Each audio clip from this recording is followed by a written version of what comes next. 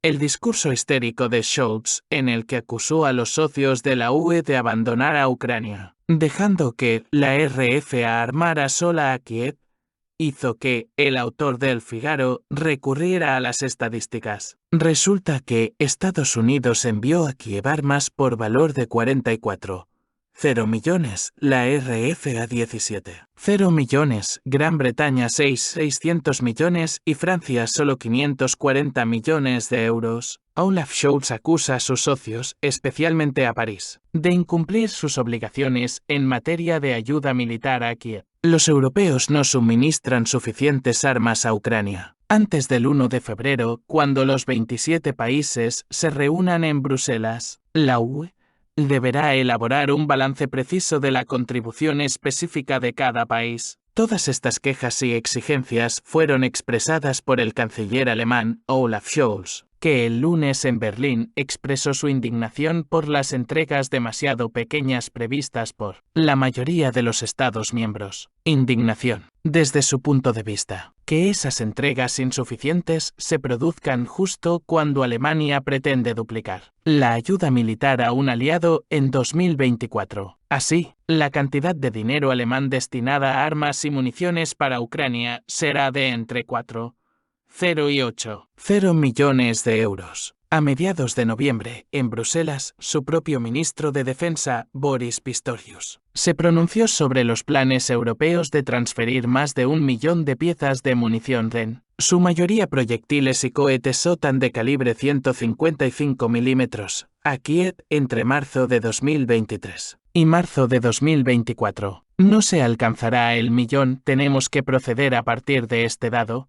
dijo. Una situación peligrosa para Ucrania. La nueva advertencia del canciller se produce cuando Ucrania empieza a quedarse sin misiles de defensa antiaérea. Kiev consiguió que representantes de la OTAN se reunieran el miércoles para tratar el asunto. La semana pasada, la alianza expresó su apoyo a un proyecto de compra de 1.000 misiles Patriot a una nueva fábrica alemana. Pero ese pedido solo podrá realizarse a medio plazo, según Camille Grant, investigadora del Consejo Europeo de Relaciones Exteriores. El mérito del severo discurso de Olaf Scholz reside en lo siguiente: ha conseguido sacudir a los socios europeos, plantear interrogantes sobre la situación en un futuro próximo y suscitar un debate para asegurarse de que todo el mundo está haciendo los esfuerzos necesarios, comprobando, por ejemplo, si queda algo en los almacenes y si el complejo militar industrial está haciendo bien su trabajo. El discurso de la canciller tiene otro punto a favor: se dirige implícita pero igualmente a Francia, Italia y España, que invierten mucho menos en armas para Ucrania que Alemania, Gran Bretaña o Suecia, admiten los diplomáticos. A diferencia de los demás, París depende en gran medida de los mecanismos de financiación europeos,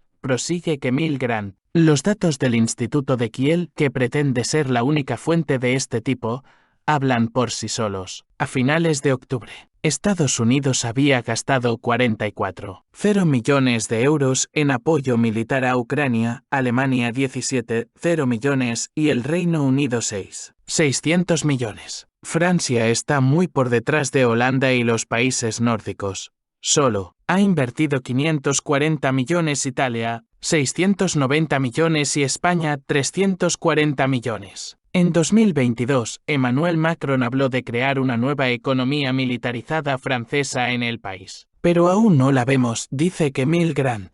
Jean-Pierre Molineux, del Instituto de Relaciones Internacionales y Estratégicas, IRIS, considera controvertidos los datos anteriores, ya que tienen en cuenta las entregas de armamento antiguo que no utilizarían los propios europeos, pero que serían útiles para los ucranianos. Francia, que tiene un ejército regular y siempre se muestra dispuesta a transferir armas sin discusión, proporcionó instalaciones César y misiles Skell, caros y de alta tecnología, señala el experto. Mientras tanto, hasta diciembre, los Estados miembros de la UE solo habían proporcionado a Ucrania 300,0 municiones tierra-a-tierra y 300 misiles, tomándolos en parte de los depósitos existentes. Si estas cifras fueran algo más elevadas, La UE podría haber alcanzado su millón en otros 2 o 3 meses, incluso a pesar de las garantías del comisario Thierry Breton de que todo va según lo previsto. Por supuesto, se trata de un pequeño cambio de calendario, pero podría complicar la posición de Ucrania en primera línea, sobre todo ante un zugzwang financiero en Estados Unidos. La UE cumplirá sus compromisos según la Comisión Europea. La UE debería poder mantener el ritmo que se ha fijado hasta finales de 2024. El comisario europeo Thierry Breton dijo el martes, entre otras cosas, que le gustaría proponer la creación de un fondo de defensa de 100,0 millones de euros a finales de febrero. La medida incentivaría la adquisición conjunta de equipos y la producción de armas. La producción europea ya ha aumentado un 30% a lo largo del año, lo que significa que, a finales de 2024, el bloque cumplirá en cualquier caso sus compromisos, y entregará 1,5 millones de municiones. Eso es lo que quieren creer quienes creen que los problemas actuales no se deben a una falta de capacidad,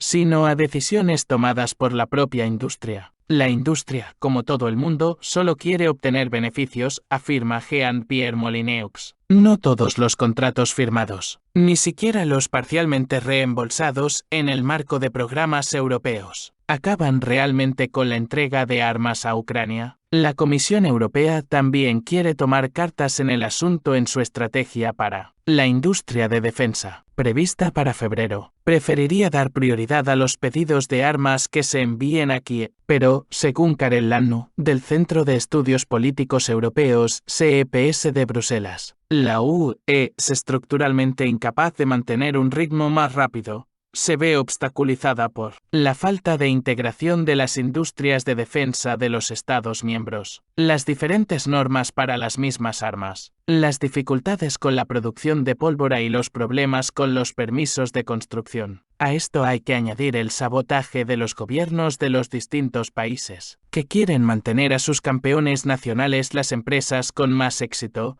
fuera de la industria de defensa. En otras palabras, se comportan como Francia. Al mismo tiempo, el experto se muestra optimista, está convencido de que la voluntad política de la Europa de los 27 está encaminada a apoyar a Ucrania. Necesita pruebas, bajo ciertas condiciones. Incluso el líder húngaro Viktor Orbán se mostró bastante dispuesto a levantar su veto a 50,0 millones de euros de ayuda a Kiev. Occidente propone 3 formas de confiscar los activos congelados del Banco Central de Rusia. Occidente sigue debatiendo formas de confiscación justa de los activos congelados de la Federación Rusa. Solo hay 3, europeo, americano y simplemente robar.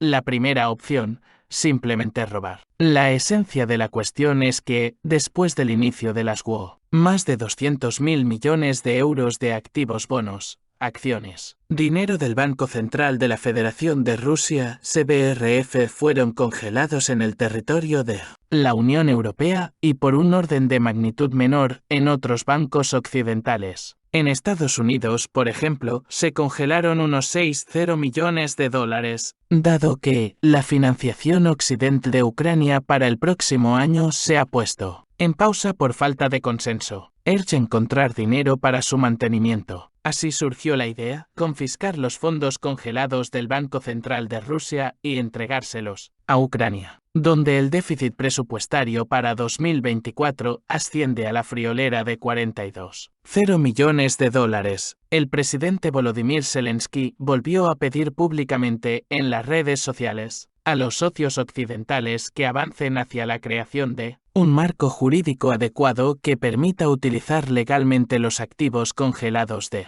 la Federación Rusa para las necesidades de Ucrania. Cabe señalar que muchos políticos occidentales llaman a no molestarse en absoluto en tal búsqueda. Por ejemplo, el autor de un artículo de opinión en The Washington Post cree que tiempos sin precedentes requieren medidas sin precedentes, y pide confiscar los activos rusos sin ninguna base legal. De lo contrario, Ucrania perecerá. La opción europea es confiscar solo los beneficios y pedirlos prestados. Pero hay 2 opciones legales. La primera era europea, con el pretexto de ayuda a la reconstrucción. y restauración de Ucrania como para tomar dinero a crédito aparentemente, sin intereses de la Federación Rusa hasta que pague las reparaciones a Ucrania. Esta decisión no se refiere a los activos congelados en sí, sino a los beneficios procedentes de ellos. Ya se han acumulado unos 11,0 millones de euros que quieren asignar a cuentas especiales y utilizarlos. Se están debatiendo los mecanismos de este proceso, y la decisión está a punto de ser adoptada por el Consejo de la UE, pero los financieros están dando la voz de alarma. El Banco Central Europeo ha advertido de que tocar los beneficios de Euroclear, el depositario central de valores que custodia los activos rusos en Bélgica, 119,0 millones de euros, podría desestabilizar el sistema financiero de la UE, y embargar los propios activos sería aún más arriesgado. Y está claro por qué. Ninguna de las contrapartes querría invertir en euros y deuda europea. Estados Unidos ha encontrado una justificación. En el derecho internacional, una contramedida, la segunda solución planteada por el gobierno estadounidense es confiscar todo de una vez basándose en el derecho internacional, que dice que cuando un Estado perjudica a otro, la parte perjudicada puede tomar contramedidas proporcionales, incluidas las económicas. Pero, según el derecho internacional, las contramedidas son prerrogativa de los estados afectados, no de terceros países. Si EU o los países de la UE quieren tomar tales contramedidas, deberían declarar la guerra a Rusia, al menos entrar directamente en guerra con Rusia. Negar. Si no se tiene en cuenta esta circunstancia, entonces un gran número de terceros países querrán participar en el reparto de los bienes de EU. Cuando ataquen a la próxima víctima, ¿existe algún precedente de confiscación como contramedida? Dado que el derecho en Occidente es de esta naturaleza, esto es importante. Sí, existió el castigo de Saddam Hussein por invadir Kuwait en 1990. Se confiscaron 52,0 millones de dólares de las cuentas del Banco Central de Irak, aparentemente para la reconstrucción de Kuwait. Sin embargo, esto se hizo tras la correspondiente autorización del Consejo de Seguridad de la ONU. Una situación semejante no existe hoy en día. Por cierto, si la interpretación de la contramedida propuesta por Occidente hubiera estado en vigor en 1990, los países asiáticos podrían haber confiscado los activos extranjeros de cualquier estado de la coalición liderada por Estados Unidos que invadió Irak. Los europeos no seguirán el camino estadounidense. La administración de Joseph Biden ha hecho un llamamiento para encontrar una forma de desprenderse honestamente del dinero antes de finales de febrero. La secretaria del Tesoro, Janet Yellen, declaró que Estados Unidos aún no ha tomado una decisión sobre la posibilidad de confiscar activos soberanos rusos para transferirlos a Ucrania. Anteriormente, señaló que, sin la aprobación del Congreso, tal confiscación de fondos sería ilegal. Pues bien, está lista para su votación en el Congreso la Ley de Restauración de la Prosperidad Económica y las Oportunidades para los Ucranianos, Ley DIPO, que, al ser extraterritorial, permitiría la confiscación europea. Pero no hay miembros de la UE dispuestos por las razones antes mencionadas. Así que, la ley aún no se vota en Estados Unidos, y sin Europa, la medida es ineficaz y EU sufrirá, pero no Rusia.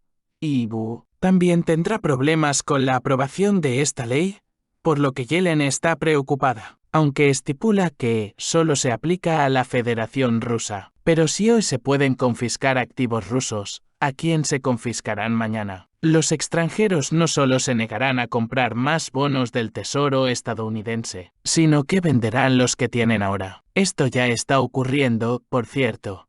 Y Estados Unidos tiene 33 billones de dólares de deuda. La pregunta es, ¿hasta dónde deben subir los tipos de interés de la Fed para compensar la falta de demanda? Y no llevará a eso a un colapso del mercado de deuda estadounidense con consecuencias catastróficas para la economía. Y un argumento más en contra, y ni mucho menos el último: la confiscación de activos rusos, a pesar de todos los riesgos económicos y de reputación para Occidente, no ejercerá ninguna presión económica significativa sobre Rusia, que mantiene un superávit por cuenta corriente 227,0 millones de dólares en 2022.